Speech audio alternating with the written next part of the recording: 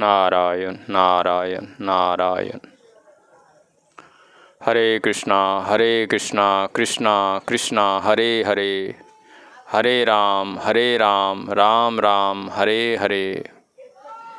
श्रीमद् कुंज विहारिणे नमः।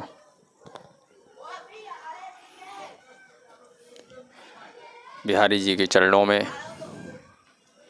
आप सभी की मंगल कामना करता हूँ।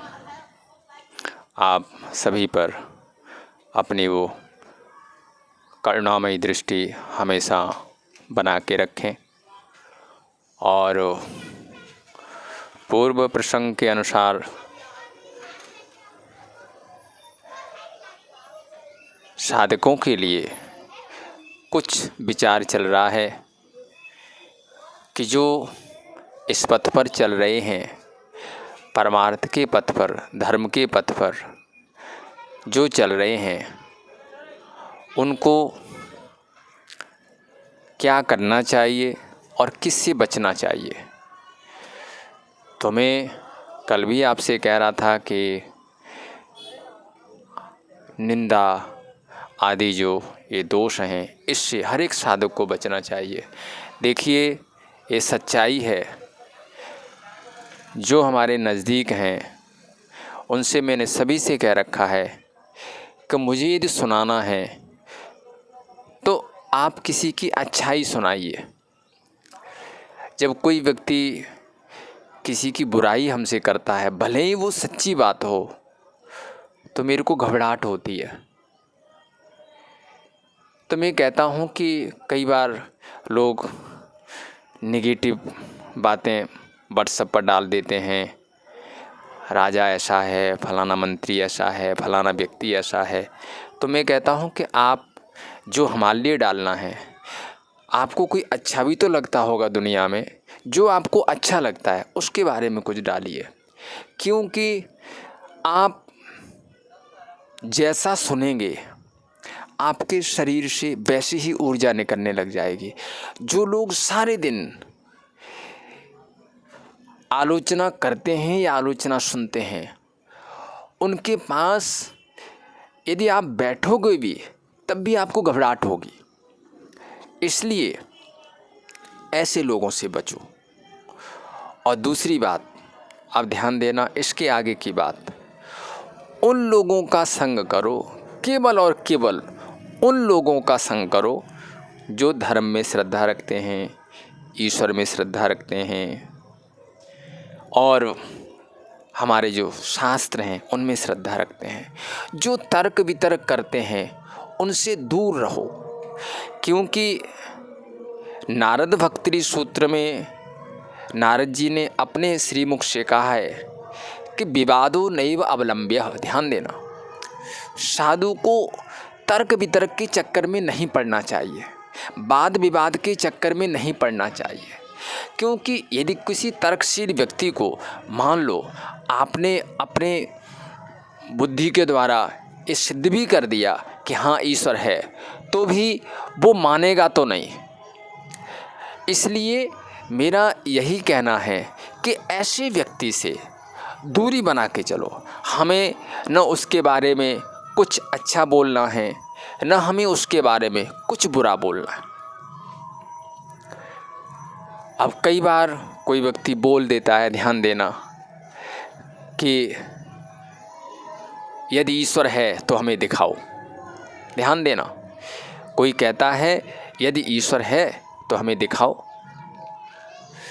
तो देखो, व्यक्ति यही समझता है कि जैसे हम दुनिया को देख रहे हैं ऐसे हमें ईश्वर भी दिख जाएगा, ऐसे ही भगवान के भी दर्शन हो जाएंगे। और मान लो भगवान आ भी जाएंगे, देखेंगे अच्छा फिर आप ही भगवान हो, और कह करके बोले जी हमें तो अपने काम पर जाना है बस। ध्यान देना, पहले तो इस बात को समझो कि जिस तराजू से गुड़ तौला जाता है उससे उस तराजू से सोना नहीं तौला जाता। ये बात मैं अधिकतर कहता हूँ। गुड़ तौलने वाली तराजू और होती है और स्वर्ण तौलने वाली तराजू तो होती है, लेकिन जिस तराजू से आप गुड़ तौल रही हो उस तराजू से सोना तौलोगे तो वो कुछ समझ में नहीं आएगा, आपके पता ही नहीं चलेगा। 2-3 तोलेगा तो पता ही नहीं चलेगा। जिस प्रकार से गुड़ तौलने वाली तराजू और होती है, स्वर्ण तौलने वाली तराजू और होती है, इसी प्रकार से आप जिस बुद्धि से दुनिया को देख रहे हो, जिस नज़र से दुनिया को देख रहे हो, उसी नज़र से आप ईश्वर को देखना चाहते हो। ये कैसे संभव होगा? ईश्वर को देखने वाली नज़र और है, और वो नज़र आम ऐसे होती नहीं, वो साधना से, तप से वो नज़र हमें मिलती है। अर्जुन को भगवान ने दी वो नज़र। गीता में लिखा है, दिव्यम ददामि ते चक्षुः पश्य मे योगमैश्वरम। अब मैं तुझे दिव्य चक्षु देता हूँ, दिव्य नेत्र देता हूँ, जिससे तू मेरा ऐश्वर्य देख पाएगा, मेरी भगवत्ता को समझ पाएगा।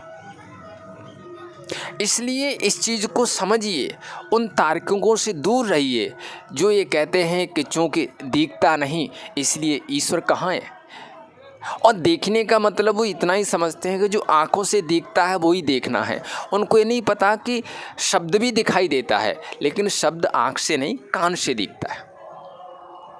तो मेरा इतना ही कहना है कि जो तर्कशील लोग हैं, जो तार्किक लोग हैं, जो नास्तिक लोग हैं, उनसे लड़िए मत, उनसे विवाद मत करिए। यदि वो कहता है नहीं है, बोले हाँ जी नहीं होगा को, और इतना कह करके अपने काम में लग जाइए।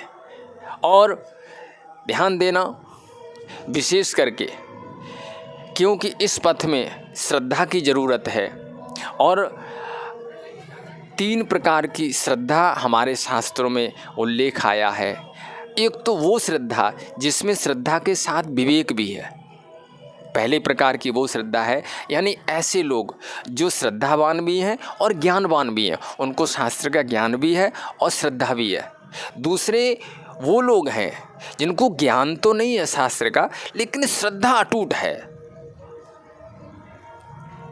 दृढ़ श्रद्धा है, उनको भी कोई हिला नहीं सकता। देखो, जिनको शास्त्र का ज्ञान है प्लस श्रद्धा है, उन्हें तो कोई हिला ही नहीं पाएगा, लेकिन जिनको अटूट श्रद्धा है उनको भी कोई हिला नहीं पाएगा।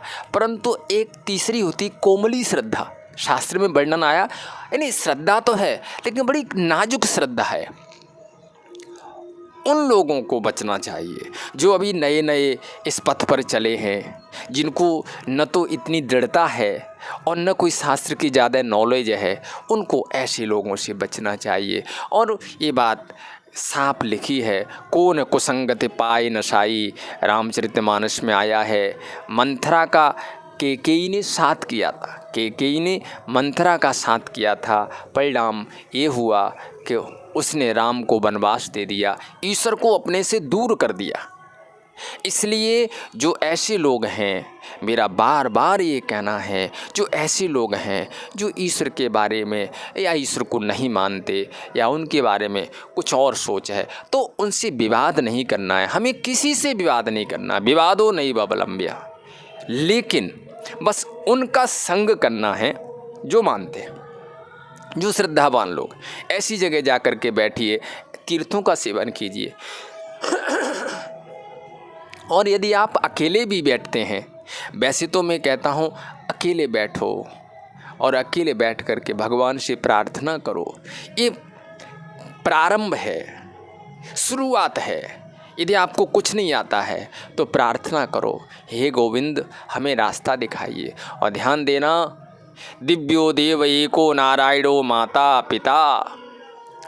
वेद में लिखा है नारायण हम सभी के माता पिता हैं, नैसर्गिक माता पिता हैं। जब आप अकेले में बैठ कर के प्रार्थना करोगे, प्रभु मैं तो कुछ नहीं जानता, मैं तो चल रहा हूँ, कृपा कीजिए, हे गोविंद कृपा कीजिए, हे मधुसूदन कृपा, उनके नाम लीजिए और प्रार्थना कीजिए। आपकी यहीं से शुरुआत हो जाएगी। और ध्यान देना, वो तो हर जगह मौजूद है, जहाँ पर आप हैं वहीं पर वो आप अपने आप मन में कल्पना कीजिए, जो मैं बोल रहा हूँ वो सुन रहे हैं। हम लोग कई बार छत पर खड़े हो जाते हैं और बरसाने की तरफ अपना मुख कर लेते हैं, और एक जैसे कोई दूर खड़े हुए व्यक्ति को कोई आवाज़ देता है, उसको कुछ बताता है, ऐसे हम यहाँ से उच्च स्वर से एक लंबी सी ध्वनि निकाल करके राधे ऐसे बोलते हैं और मन में एक भाव बनाते हैं कि हमारी आवाज़ श्री जी तक जा रही है। वो तो आप जहाँ बैठे हो, जिस जगह बैठे हो, वहीं से कमरा बंद करके एक आवाज़ लगाइए, हैं, गोविंद, हे नारायण, हे मधुसूदन। महाराज, जब अजामिल ने अपने बच्चे को पुकारा और एक क्षण नहीं लगा और उनके दूत, उनके पार्षद आके खड़े हो गए, तो निश्चित है तुम बुलाओगे, वो ज़रूर आएंगे। विश्वास करो, विश्वास करो, वो ज़रूर आएंगे। बल्कि उनको आना नहीं है, वो तो वहीं पर ही खड़े हैं, बस वो देखते हैं कब आपको ज़रूरत है। सभी संतों ने ऐसा कहा। तो इसलिए ऐसे लोगों से बचिए जो लोग तार्किक हैं, तर्कशील हैं। विवाद मत कीजिए और अपने पथ पर चलिए। आज इतना ही। अस्तु, आगे फिर। श्री राधे, श्री राधे, श्री राधे।